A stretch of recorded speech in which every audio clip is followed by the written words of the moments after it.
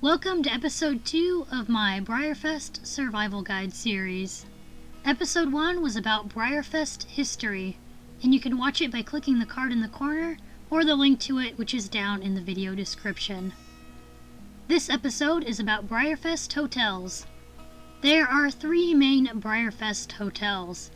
There is the Clarion, Embassy Suites, and Fairfield Inn. The Clarion, also known as the Chin, formerly the Holiday Inn North Hotel, is the main host hotel for BreyerFest. This is where some BreyerFest events even take place, such as the Artisans Gallery, Breakable's live model horse show, and the BreyerFest swap meet on Friday night. Peter Stone also has a room at the Clarion where they sell models and hold raffles. This is the hotel where it feels like an endless amount of model horse shopping, as the majority of the people staying at the Clarion Hotel are also selling out of their rooms. Because the Clarion is the main hotel to be at, it is very hard to get a room, and you have to book it almost a year in advance. I'll be doing another video later that will go over more in depth about the Clarion Hotel and room shopping, as there is a lot more that I can cover about this hotel, especially since it is the one I've stayed at the past 2 times I've been to BreyerFest. The second major hotel is the Embassy Suites, which is located just across the road from the Clarion. The Embassy offers bigger hotel rooms that would be great for splitting the costs with someone else. What makes the Embassy special is the big windows outside each hotel room. Because of these, the hotel usually holds a window decorating contest that anyone staying at the hotel can participate in. The winners of the contest usually receive a gift certificate. Here's some examples of people's decorated windows from BreyerFest 2015. These windows also make a good way to advertise any models you have for sale or trade.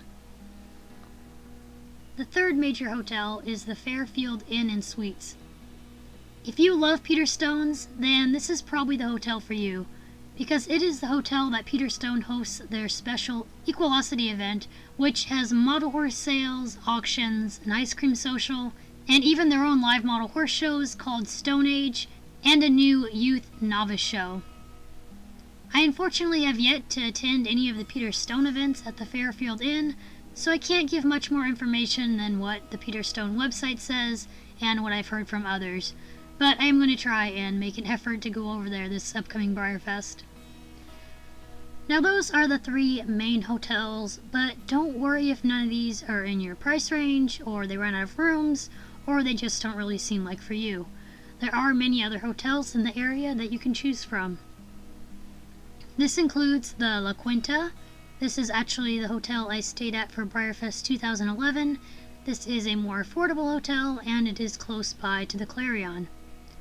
Others include 4 Points by Sheraton, Candlewood Suites, Courtyard Lexington North, the Residence Inn North, and more. I've heard of some people also enjoying their stay at hotels just outside of Lexington.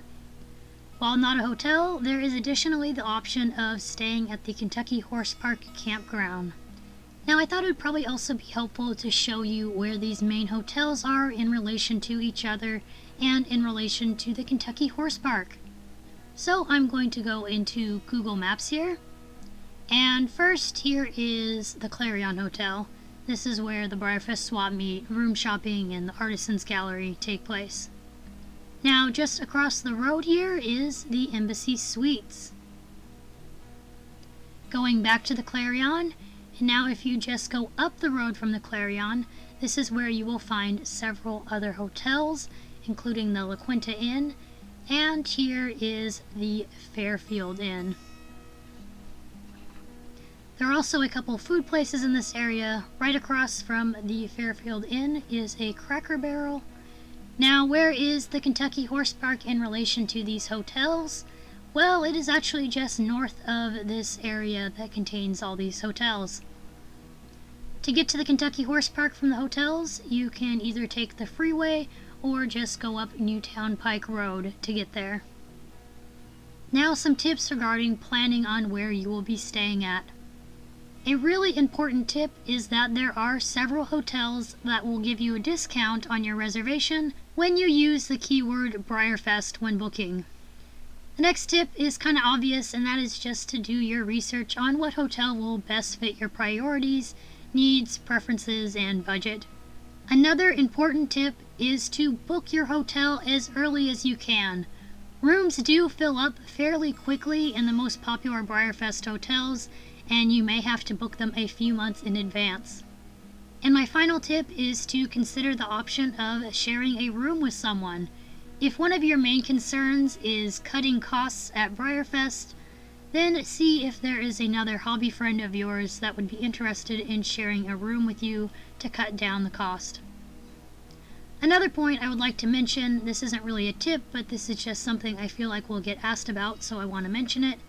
So the famous hotel room shopping is mostly at the Clarion Hotel, but sometimes there may be a couple people selling out of their rooms at other hotels. I have not really seen this much, but I do know it sometimes happens. So that's just something to keep in mind at whatever hotel you stay at. Some people may be selling out their rooms, or even just be posting signs about what models they have for sale and how to contact them. So if model horse shopping is the main thing you want to do at BreyerFest, that is another way you can keep an eye out for models for sale. If you'd like further information and links on some of the hotels and things, I suggest checking out the Breyer Horses travel guide for BreyerFest page. And if you are interested in the Peter Stone's Equalocity event, check out the Peter Stone Horses website, and they have more information about that there. Now that is all I have for the BreyerFest hotels right now. I will be doing a survival guide episode on the Clarion Hotel. In that video I will go over things like more about just room shopping and how to navigate the hotel, because the hotel's layout is really confusing, but I will try and be able to explain it further in depth so you don't get lost in there. And I'll share some of my experience of staying at that hotel, so keep an eye out for that video later on in this BreyerFest Survival Guide series. Now my question for you guys is, which hotel or hotels would you recommend staying at for BreyerFest? Feel free to share your BreyerFest hotel experiences down in the comments below. Thank you guys so much for watching.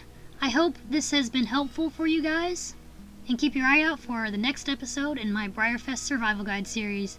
Bye everyone!